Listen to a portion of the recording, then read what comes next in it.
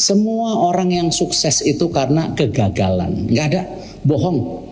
Orang sukses tidak pernah gagal.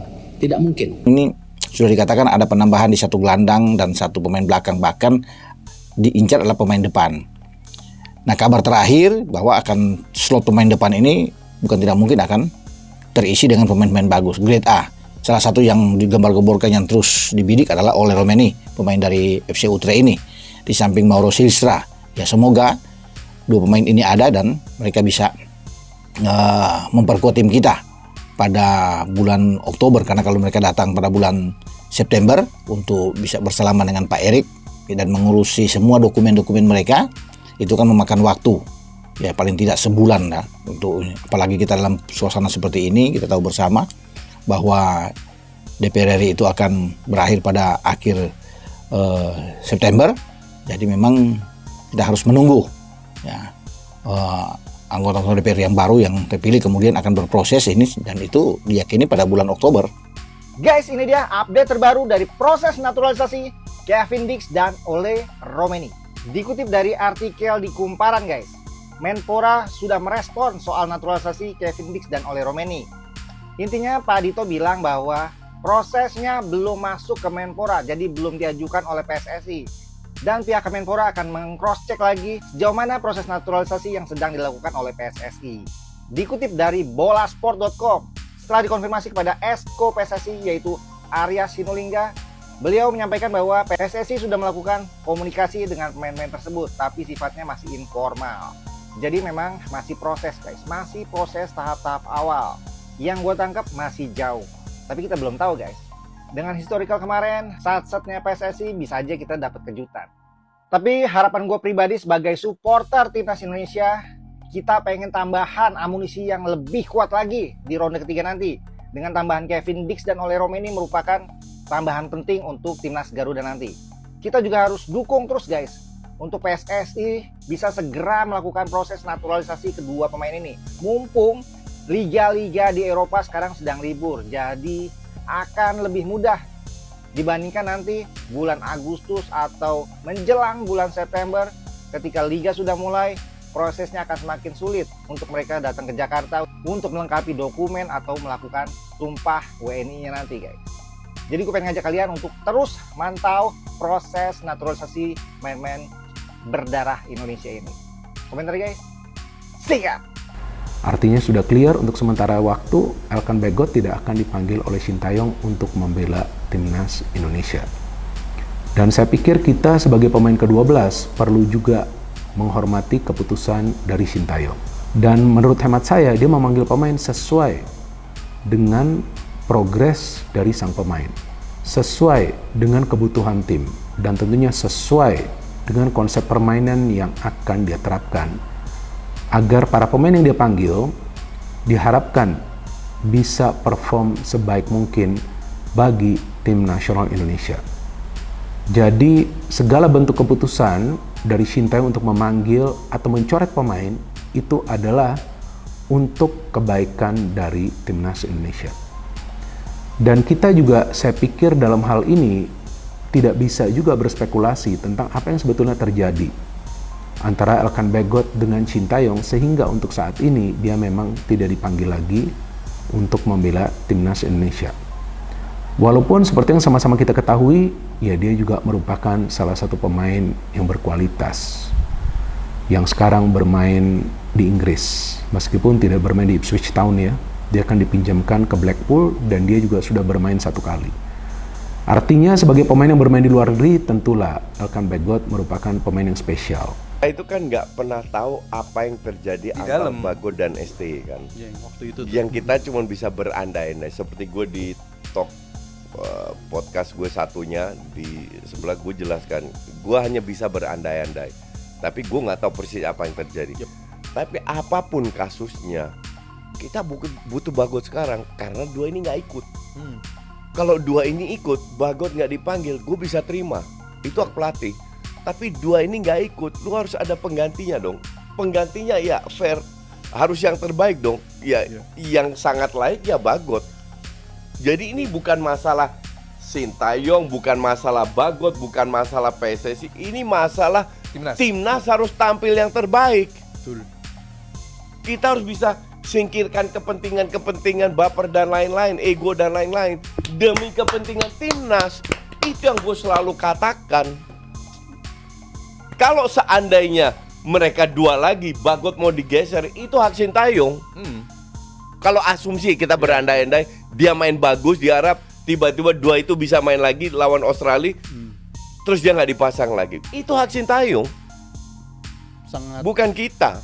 sangat ya, gue setuju kalau seandainya Bagot dipanggil lagi karena kebutuhan tim memang memanggil. Iya, dia, butuh betul. banget. Dan Availability-nya dulu yang penting. availability dan terlepas dari soal Jordi Amat red card atau enggak, kita masih ingat semua Amat itu salah satu pemain yang salah satu yang underperform di beberapa pertandingan terakhir, dan menurut gue emang layak dipertimbangkan pemain-pemain seperti Bagot karena dia juga salah satu pemain yang kena red card dan straight red card bahkan kan di pertandingan di GBK terakhir itu. Jadi ya menurut gue mempertimbangkan untuk based on performance gitu juga penting untuk dilakukan. Kalaupun dia tidak memainkan Bagot, asumsi Itses sama Amat yang main. Make sense kan? It's just, Minimal di bench harus ada Bagot. iya. Kalau ada yang cedera gimana? Sebelum lebih lanjut, jangan lupa tekan tombol jempolnya, sebagai tanda bahwa kalian cinta Timnas Indonesia.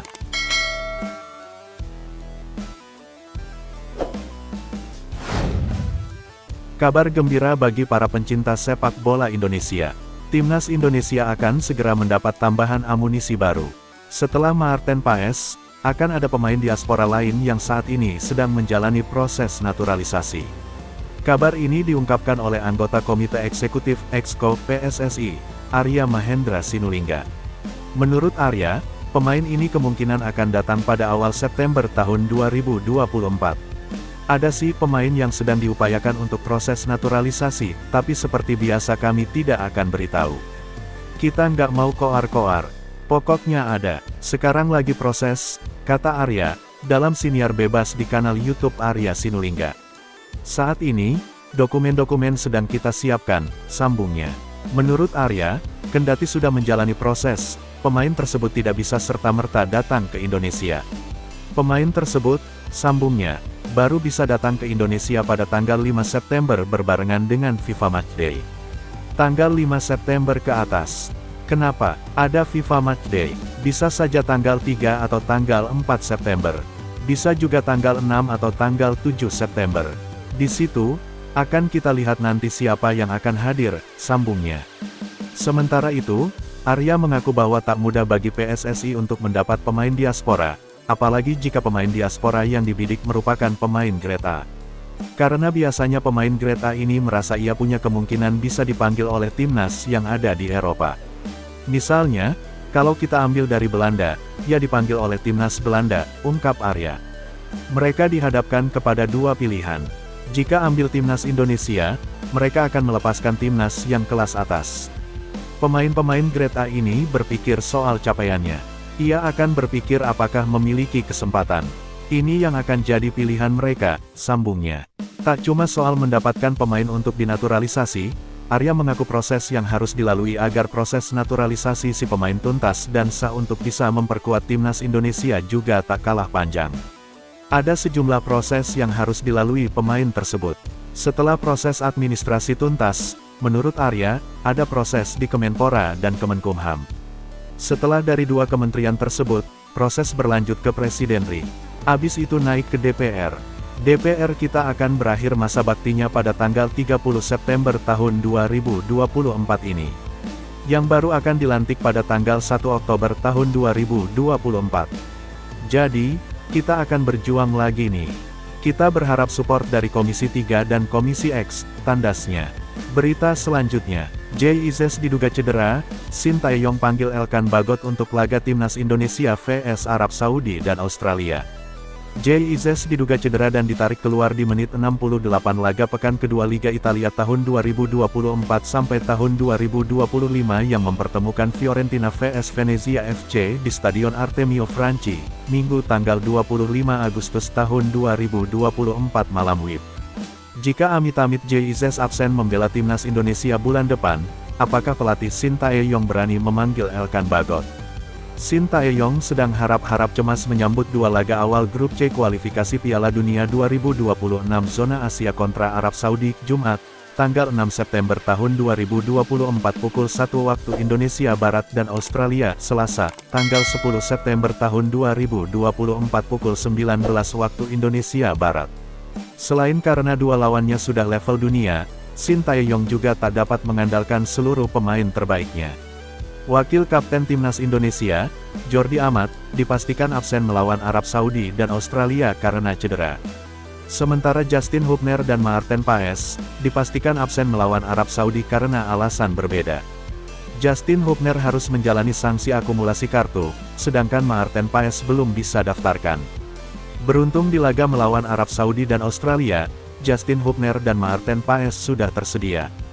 Di saat Jordi Amat dan Justin Hubner dipastikan absen melawan Arab Saudi, kabar buruk tambahan menimpa Shin Tae-yong. Jay Izes diduga mengalami cedera usai berbenturan dengan penyerang Fiorentina, Moise Kean, semalam. Akibatnya, Jay Izes hanya bermain 68 menit di laga debutnya di Liga Italia tahun 2024 sampai tahun 2025 tersebut. Jika Jay Izes belum pulih sebelum laga Timnas Indonesia awal bulan depan, skuad Garuda bakal minim pilihan di lini belakang. Sejumlah bek murni yang tersedia hanyalah Muhammad Ferrari dan Rizky Ridho. Bala bantuan mungkin dari sejumlah fullback yang dapat dimainkan sebagai bek tengah, yakni Sandy Walsh dan Nathan Chuaon. Melihat kondisi di atas, apakah Shin Tae-yong berani menurunkan egonya untuk memanggil bek Blackpool FC, Elkan Bagot? Dalam beberapa kesempatan, Shin Tae-yong menegaskan enggan memanggil Elkan Bagot. Disinyalir, Shin Tae-yong masih kesal kepada bek 21 tahun itu yang menolak gabung Timnas Indonesia U23 saat bersiap menghadapi Guinea U23 di playoff Olimpiade Paris 2024 pada Kamis, tanggal 9 Mei tahun 2024. Sama sekali tidak mempertimbangkan masalah ini, soal Elkan Bagot, kata Shin Tae-yong kepada awak media, termasuk MNC Portal Indonesia MPI, di Jakarta, Jumat tanggal 23 Agustus tahun 2024.